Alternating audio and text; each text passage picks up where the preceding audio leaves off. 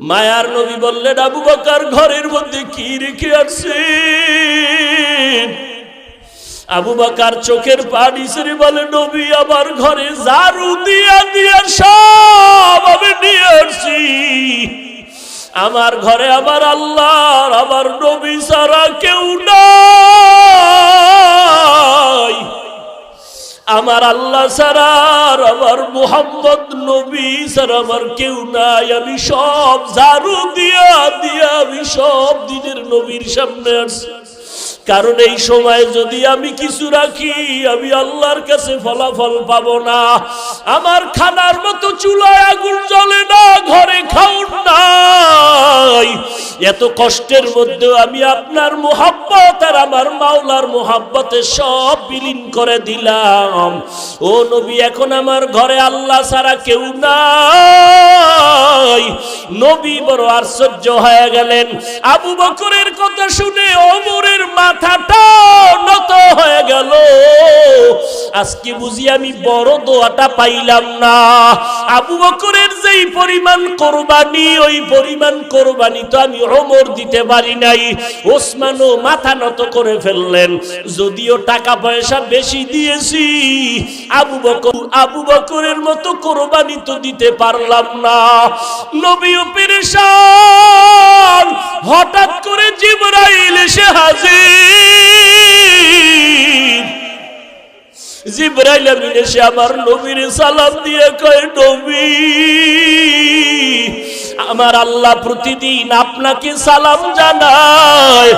আজ আমার আল্লাহ আপনাকে সালামের সাথে সাথে আল্লাহ পাক আজকে আবু বকরকে আলাদা করে সালাম দিয়েছেন। এবং আল্লাহ জানতে চেয়েছেন, আবু বকর আপনার মনের কি হালাত? নবী বলেন, আবু বকর কপাল আপনার ধন্য। আল্লাহ তাআলা জিবরাইল পাঠাইয়া বলেছেন আল্লাহ আপনাকে সালাম দিয়েছেন।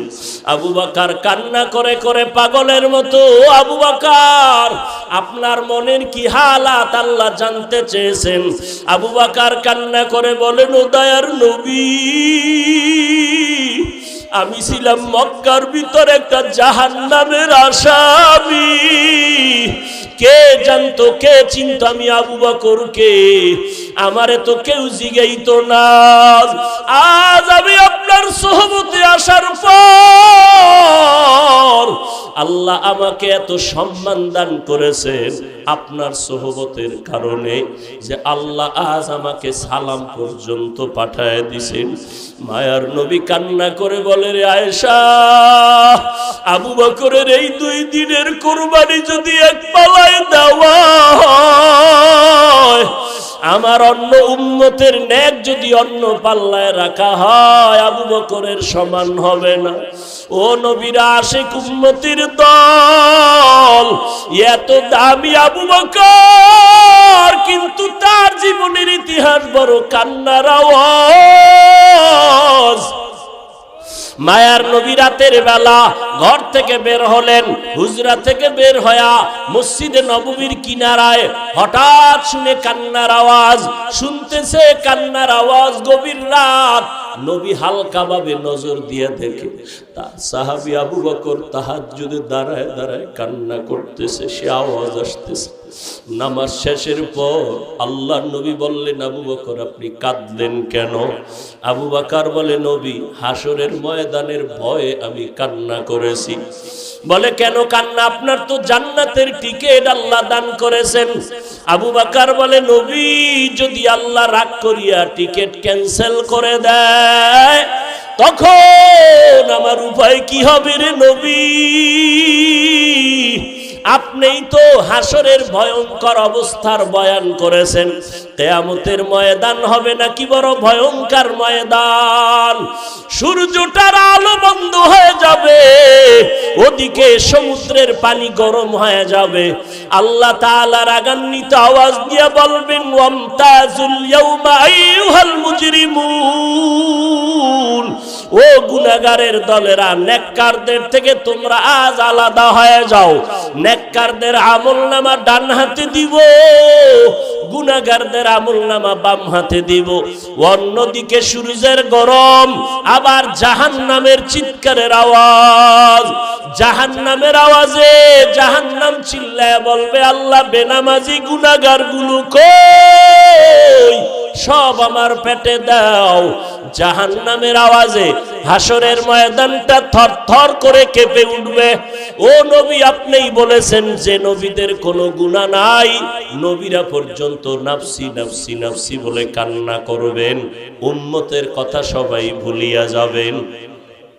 ও মায়ার নবী, ওই সময় কঠিন এক হালাত, কান্না করে করে মানুষের চোখের পানি শেষ হয়ে যাবে, রক্ত পড়া শুরু হয়ে যাবে। ও নবী, আপনি হাসরের ময়দানের ভয়ঙ্কর অবস্থার কথা বলেছেন। আম্মা জান আয়েশা বলেন, আমি দেখি আমার মায়ার নবী একদিন আমার হুজরায় বসে গুনগুন করে কান্না করেন। আমি বললাম, নবী কেন কাঁদেন? বলে, আয়েশা, হাসরের ময়দানের ভয়ঙ্কর আযাবের কথা মনে পড়েছে, কান্না করি।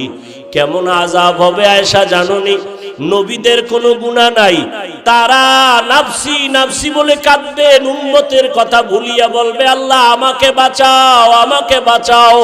মূসা নবী কাঁদবেন, আল্লাহ আমাকে বাঁচাও। ঈসা নবী কাঁদবেন, আল্লাহ আমাকে বাঁচাও।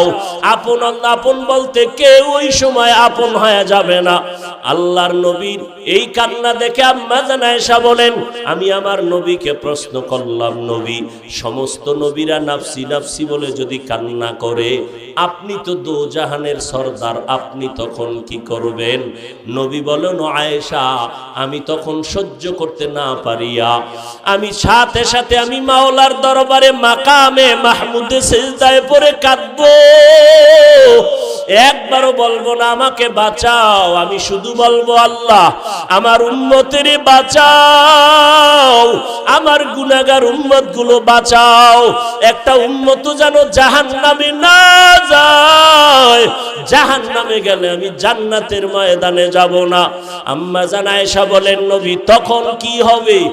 আম্মা জানের জবাবে নবী বলেন, আয়েশা, আমার কান্না দেখে আল্লাহ দয়া করে বলবে, নবী আপনি কাঁদবেন না, মাথা উঁচু করেন, আর আপনার উম্মতগুলো ধরে ধরে জান্নাতের ময়দানের দিকে নিয়ে যান। আল্লাহর অর্ডার পাইয়া আমি তখন আমার উম্মতগুলো বাছাই করে করে জান্নাতের দরজায় নিব। আম্মা জান আয়েশা প্রশ্ন করলেন, নবী কোটি কোটি মানুষের ভেতরে আপনার উম্মতগুলো কেমনে চিনবেন?